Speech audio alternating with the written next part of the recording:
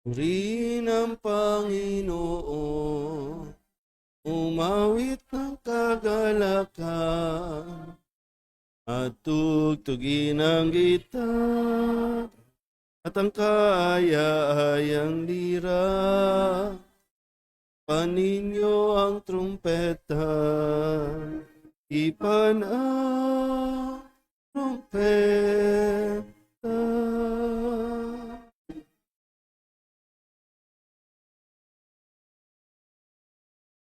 Sa ngalan ng Ama at ng Anak at ng Espiritu Santo, Amen. ang pagpapala ng ating Panginoong Hesukristo, ang pag-ibig ng Diyos Ama, at ang makikipagkaisa ng Espiritu Santo, naway sumainyong lahat. At sumaiyo rin.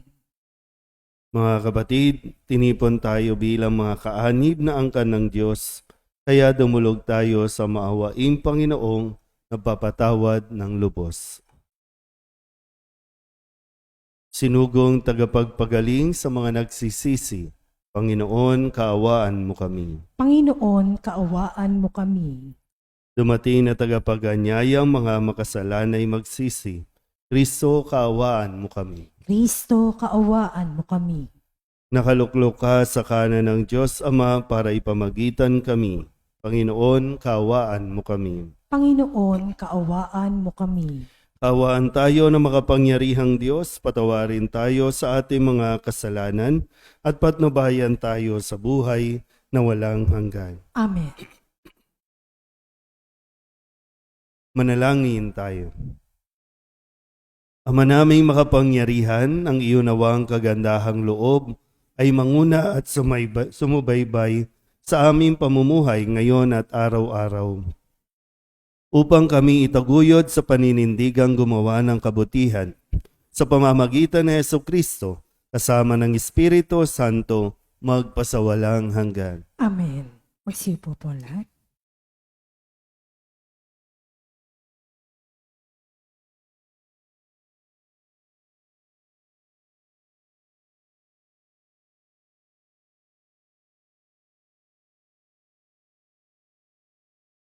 Pagbasa mula sa sulat ni Apostol San Pablo sa mga taga-Roma. Mga kapatid, tungkol naman kay Abraham na ating ninuno, ano ang masasabi natin? Ano ang kanyang karanasan tungkol sa bagay na ito? Kung siya'y pinawalang sala dahil sa mga gawa, may ipinagmamalaki siya. Ngunit wala siyang maipagmamalaki sa paningin ng Diyos, sapagkat sinasabi ng kasulatan, nananalig sa Diyos si Abraham. Dahil dito, siya'y pinawalang sala ng Diyos. Ang ibinibigay sa taong gumagawa ay hindi ibinibilang na kaloob, kundi upa. Datapwat ang hindi gumagawa, kundi nananalig sa Diyos na nagpapawalang sala sa makasalanan ay pinagwalang sala dahil sa kanyang pananalig. Kaya tinawag ni David na mapalad ang taong pinawalang sala nang di dahil sa mga gawa. Mapapalad yaong ang mga pagsuway ay ipinatawad na at ang mga kasalanay napawi na. Mapalad ang tao na ang mga kasalanay nilimot ng Panginoon. Ang salita ng Diyos. Salamat sa Diyos. Saan man tugunan ang antipong itutugon? Sa iyong tulong at pagtubos, ako'y binigyan mong lugod. Ulitin po natin. Sa iyong tulong at pagtubos, ako'y binigyan mong lugod. Mapalad ang tao na pinatawad na yaong kasalanan at nalimot na rin ang kanyang nagawang mga pagsalansang. Mapalad ang taong sa harap ng puon ay di naparatangan, dahilan na siya ay di nagkasala at hindi nanlinlang tugon. Sa iyong tulong at pagtubos, ako'y binigyan mong lugod.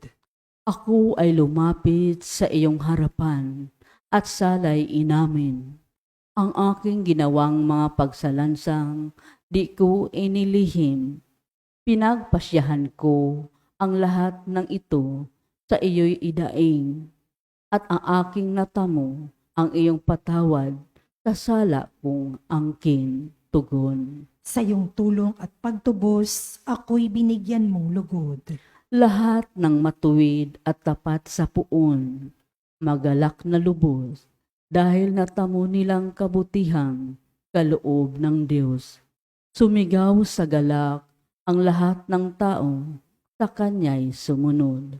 Tugon. Sa iyong tulong at pagtubos, ako'y binigyan mong lugod. Magsitayo po lahat.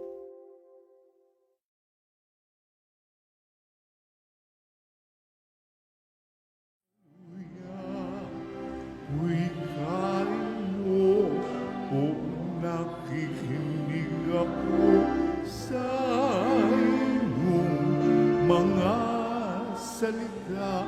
Hallelujah, Hallelujah, Hallelujah.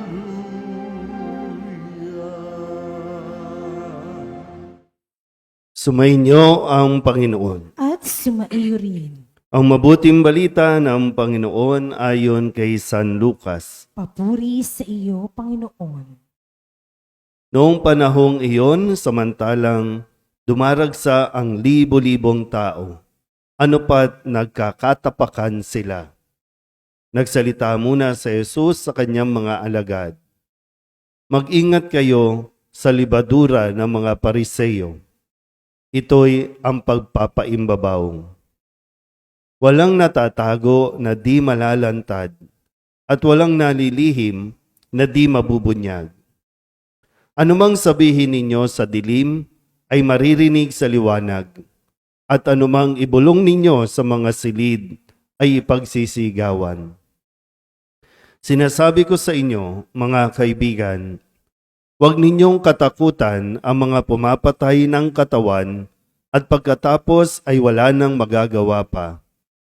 Sasabihin ko sa inyo kung sino ang dapat ninyong katakutan. Katakutan ninyo, yaong pagkatapos sa pumatay ay may kapangyarihan pang magbulid sa impyerno. Sinasabi ko sa inyo, ang Diyos ang dapat ninyong katakutan. Hindi ba ipinagbibili sa halagang 2 pera lamang ang 5 maya? Gayunman, kahit isa sa kanila'y hindi pinababayaan ng Diyos. Maging ang buhok ninyo'y bilang na lahat. Kaya huwag kayong matakot, higit kayong mahalaga kaysa mga maya. Ang mabuting balita ng Panginoon. Pinupuri ka namin, Panginoong Heso Kristo. Isang magandang umaga po sa inyo lahat. Ngayon po ay Biyernes ng ika-28 linggo sa karaniwang panahon at sa mga nangyayari sa ating paligid, lalo na sa ating bansa, na ngayon ay maraming tao ang abalang-abala sa pangangampanya. Pagbukas mo nga lang ng Facebook o social media, lagi na lang yung mga mukha nila, yung nakabalandra, no? Talagang papugian, pagandahan, pagalingan ng caption, no, para lang makuha ang atensyon, no, ng bawat botante sa mga barangay. Na kung tutusin po, no, maganda na mapaalalahanan tayo. Ang problema kasi natin talaga, ayaw natin makinig kapag pinaalalahanan tayo ni Jesus, no, sa pagpili, no, ng mga kumakandidato. Hindi pwedeng ihiwalay ang mga salita ni Jesus na ipinapaalala rin sa atin. Sa Ebanghelyo, sinabi niya sa kanyang mga alagad, mag-ingat kayo sa libadura ng mga Pariseyo. Ano ba yung libadura ng Pariseyo? Yung, di ba, pag sinabing libadura, yung pampaalsa. No? Yung mga Pariseyo, ito yung mga, kasi ang sabi po sa pahayag sa Ebanghelyo, dumaragsa ang mga tao at nagkakatapakan pa sila. Sabihin natin nagkakasakitan na at nakita ito ni Jesus. O pwedeng maganda sana pakinggan, no? Magandang panoorin, wow, nagkakagulo sila sa akin. No?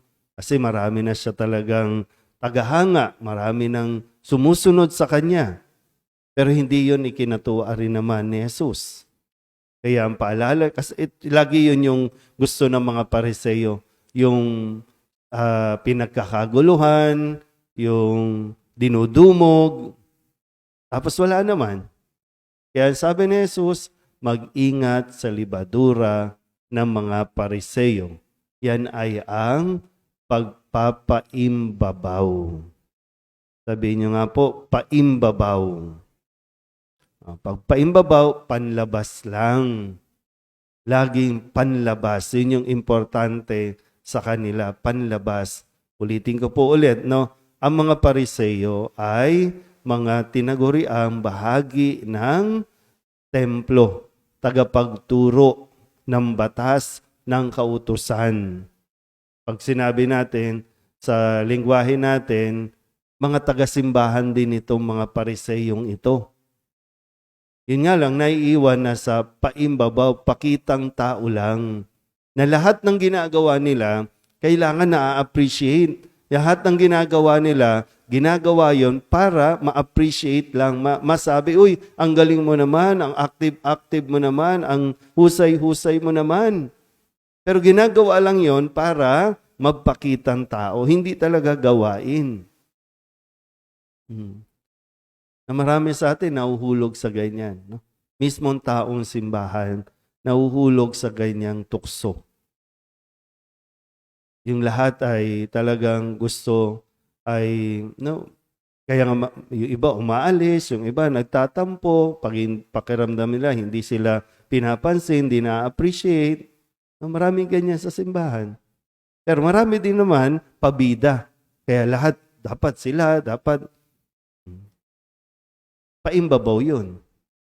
Kasi ang gusto ni Jesus ay yung talagang tunay na paglilingkod na nanggagaling sa pananalig o pananampalataya natin. Yan sabi sa unang pagbasa, no, kinuwento dito, yung tungkol kay Abraham. Ang sabi, dahil ba sa gawa ni Abraham? Hindi eh. Kasi lahat ng ginagawa o ginawa ni Abraham, hindi niya talaga gawain.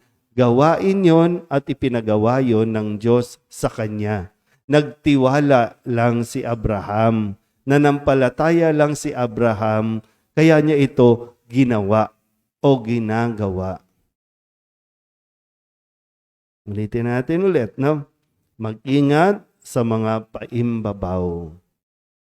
Pwede rin natin itong gamitin sa mga nangyayari nga sa paligid natin. Ano ba napapansin nyo? Lahat ng kumakandidato ang babait. Lahat ng kumakandidato masisipag. Lahat ng kumakandidato ngayon masipag lumabas, mahirap mangaway. Lahat ng kumakandidato nakangiti na sa inyo ngayon. No exemption. Pero ang sinasabi lang, mag-ingat. Suriin nyo ng mabuti. Sino talaga yung totoo? At yung magiging totoo pagkatapos nitong mga pakitang taong ito. Minsan kasi, no, nakita nyo naman na ito nung nakalipas, pero sige pa rin kayo, pili pa rin kayo sa mga, kaya sabi, no, pag-aralan mo ng mabuti para hindi ka mahulog sa maling tao. Kilatisin at kilalanin ng mabuti. Ano ba dati? Ano bang ginagawa dati? Pero hindi pa rin, mapapahamak tayo. Pero ang nakakatiyak, ayaw ng Diyos na mapahamak ni isa sa atin. Kaya nga sabi niya, mas higit kayong mahalaga kaysa Maya. Nilikha niya tayo. Kaya lang, ayaw talaga natin kasing gamitin ang ating mga kokote. Mahilig tayong tumingin lang sa panlabas. Pag may itsura, no, kapag maayos ang damit, kapag maayos ang ipinapakita sa panlabas. Wala nang suri-suri, wala nang tanong-tanong. So, mapasimbahan man, mapa sa barangay o sa lipunan, applicable naman itong sinasabi ni Jesus sa atin. No? Magtrabaho tayo, gumawa tayo, maglingkod tayo ng totoo dahil yun ang kalugod-lugod sa Diyos. Amen?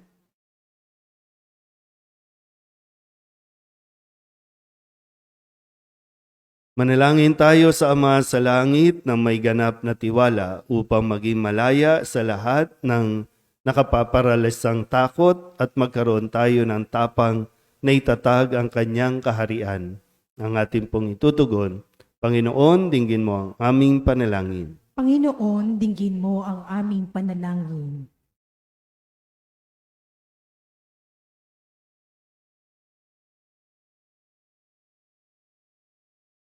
Ang mga pinuno ng simbahan, naway hindi panghinaan ng loob sa mga hamon ng pagbabago at maging lalong masigasig at maalab sa paghahatid ng pagbabago at pagbabalik loob sa lipunan. Manalangin tayo sa Panginoon. Panginoon, dinggin mo ang aming panalangin. Yaong mga inuusig dahil sa kanilang paniniwala kay Hesukristo, naway mapalakas at mapanatili sa kanilang pananampalataya. Manalangin tayo sa Panginoon. Panginoon, dinggin mo ang aming panalangin. Tayong mga Kristiyano, naway makatagpo ng kasiyahan sa ating pananampalataya sa gitna ng mga pagsubok at pagkabahala. Manalangin tayo sa Panginoon. Panginoon, dinggin mo ang aming panalangin. Ang mga nagdurusa sa buhay na ito, lalo na ang mga may sakit, naway makaranas ng pagpapagaling na kalinga ni Kristo. Manalangin tayo sa Panginoon. Panginoon, dinggin mo ang aming panalangin. Ang mga tapat na yumao, naway umani ng gantimpala sa kanilang pagpapagal. Manalangin tayo sa Panginoon. Panginoon, dinggin mo ang aming panalangin. Idulog din natin sa Panginoon ang ating mga personal na kahilingan at mga panalangin para sa ating mga pamilya.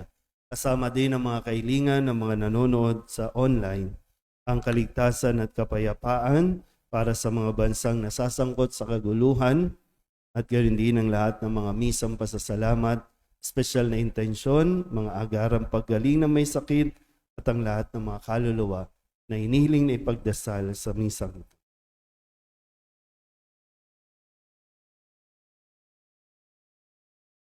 Ang lahat ng ito hinihiling namin sa ngalan ni Kristong aming Panginoon. Amen. Magsiupo po lahat.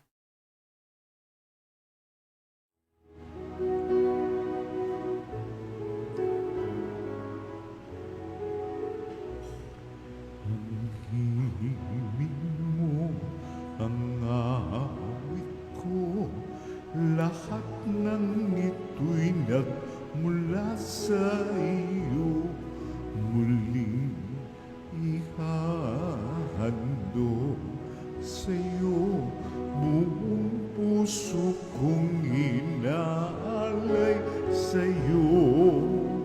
O Diyos, o Panginoon, lahat ay biyayang aming inampon, aming buhay at kakayahan. Ito'y para lamang sa iyong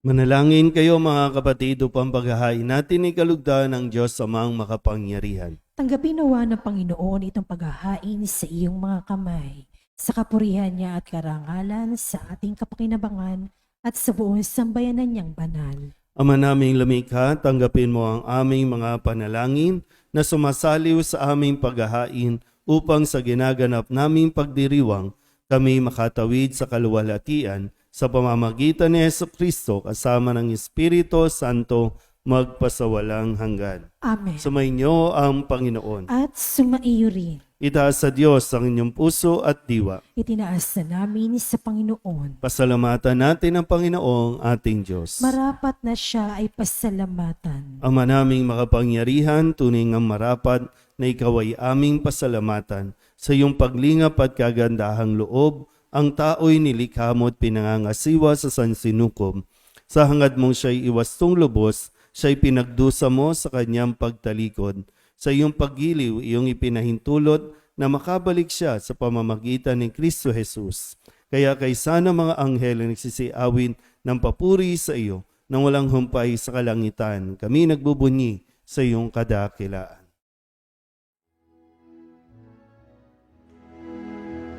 Santo, Santo, Santo, Panginoong Diyos ang makapangyarihan, napupuno ang langit at lupa ng kaluwalhatian mo. Hosana sa kaitaasan, pinagpalang na paririto sa ngalan ng Panginoon. Hosana sa kaitaasan. Ama naming banal, ikaw ang bukal ng tanang kabanalan. Kaya't sa pamamagitan ng iyong Espiritu, gawin mong banal ang kaloob na ito upang para sa aming maging katawan at dugo ng aming Panginoong Hesukristo. Bago niya pinagtiis ang kusang loob na maging handog, tinawakan niya ang tinapay, pinasalamatan kaniya, pinagati-hati niya iyon, iniabot sa kanyang mga alagad at sinabi, tanggapin ninyong lahat ito at kanin, ito ang aking katawan na iahandog para sa inyo.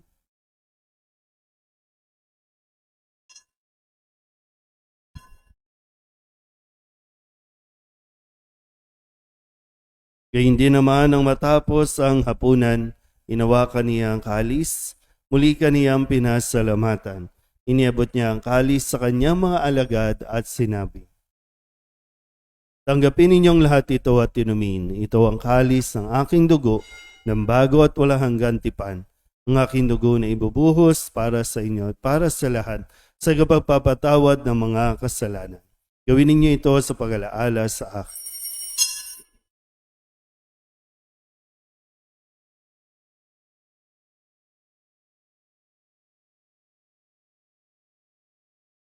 Ipagbunyiin natin ang misteryo ng pananampalataya. Si Kristo'y namatay, si Kristo'y nabuhay, si Kristo'y babalik sa wakas ng panahon. Ama, ginagawa namin ngayon ang pag-alaala sa pagkamatay at muling pagkabuhay ng iyong anak, kaya tiniaalay namin sa iyo ang tinapay na nagbibigay buhay at ang kalis na nagkakaloob ng kaligtasan. Kami napapasalamat dahil kami iyong minarapat na tumayo sa harap mo para maglingkod sa iyo. Isinasamo namin kami magsasalo-salo sa katawan at dugo ni Kristo ay mabuklod sa pagkakaisa sa pamamagitan ng Espiritu Santo.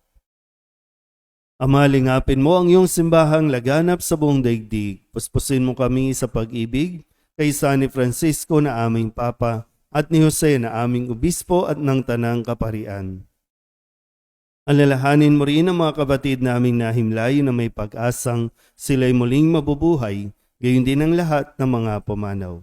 Kawaan mo sila at patuloyin sa iyong kaliwanagan. Kawaan mo at pagindapating kaming lahat na makasalo sa iyong buhay na walang wakas. Kaysa ng mahal na Birheng Maria na Ina ng Diyos, ng kabiyak ng puso niyang si San Jose. Kaysa ng mga apostol at ng lahat ng mga banal na namuhay dito sa daigdig ng kalugod-lugod sa iyo.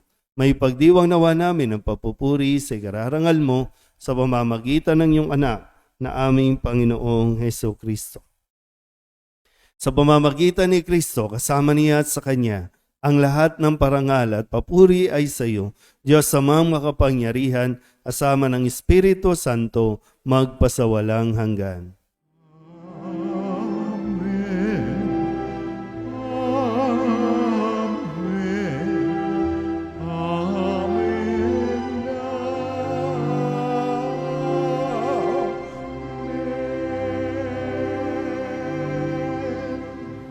Buong kababaang loob tayong tumawag sa ating Panginoon ng Ama namin.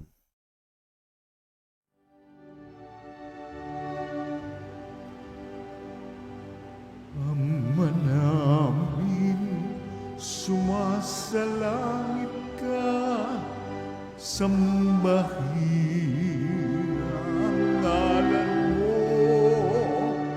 mapasa amin ang kaharian mo, sundin ang loob mo dito sa lupa para nang sa langit. Bigyan mo kami ngayon ng aming kakanin sa araw-araw,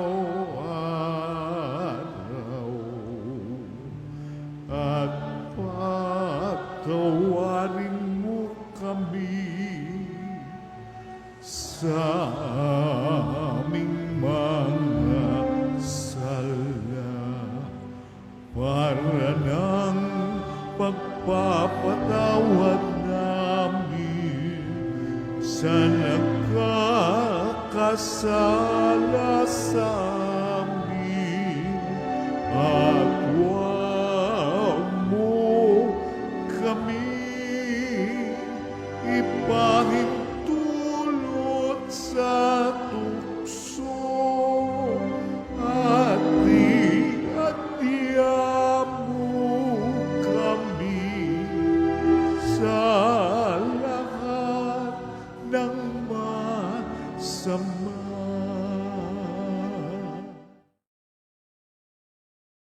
Inihiling namin kami iadya sa lahat ng masama, pagkalooban ng kapayapaan araw-araw, iligtas sa kasalanan at ilayo sa lahat ng kapahamakan, samantalang aming pinananabikan ang dakilang araw ng pagpapahayag ng tagapagligtas naming si Jesucristo. Sapagkat iyo ang kaharian at ang kapangyarihan at ang kapurihan magpakailanman. Amen. Panginoong Jesucristo, sinabi mo sa iyong mga apostol, kapayapaan ang iniiwan ko sa inyo, ang aking kapayapaan ang binibigay ko sa inyo. Tunghayan mo ang aming pananampalataya at huwag ang aming mga pagkakasala. Pagkalooban mo kami ng kapayapaan at pagkakaisa ayon sa iyong kalooban, kasama ng Espiritu Santo, magpasawalang hanggan. Amen. Ang kapayapaan ng Panginoon ay laging sumainyo. At sumaiyo rin. Magbigayan po tayo ng kapayapaan sa isa't isa.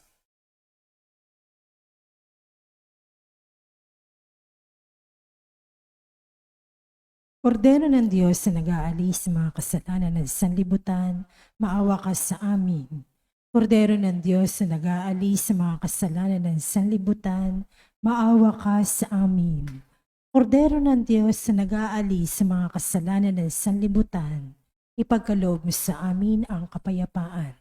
Magsilihod po ang lahat.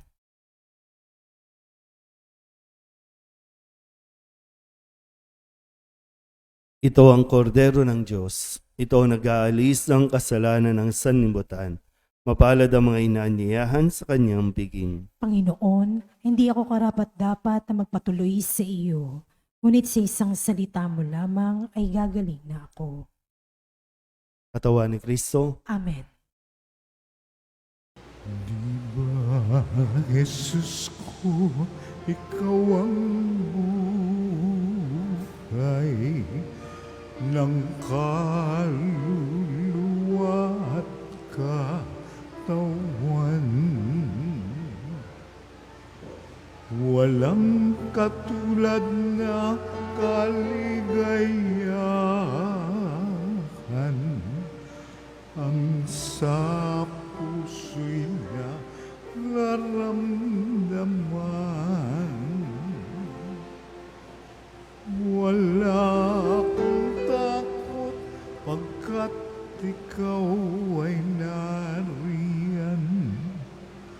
Alam ko ring ako ay di mo pababayaan. Mayroon pa ba kaya kung dapat pangamba kasiyahan maliban sa aking mga pagkukulang.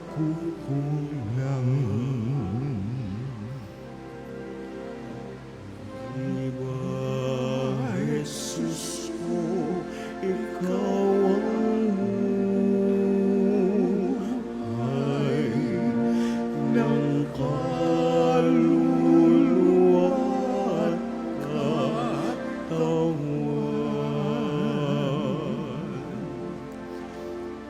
Walang katulad na kaligayahan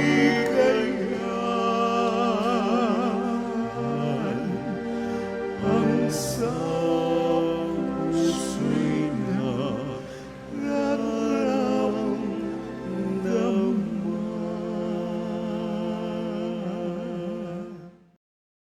Manalangin tayo. Ama namin mapagmahal, ngayong kami iyong pinapakinabang sa katawat dugong banal, inilulog namin sa dakila mong kabutihan sa tanan na kami gawin mong kasalo sa iyong buhay sa pamamagitan ni Jesucristo kasama ng Espiritu Santo magpasawalang hanggan. Amen. Sumainyo ang Panginoon. At sumaiyo rin. At pagpalain kayo ng makapangyarihang Diyos, Ama at Anak at Espiritu Santo. Amen. Tapos sa banal na misa, humayo tayo sa kapayapaan ni Kristo. Salamat sa Diyos. Magandang umaga po. Magandang umaga po, Father.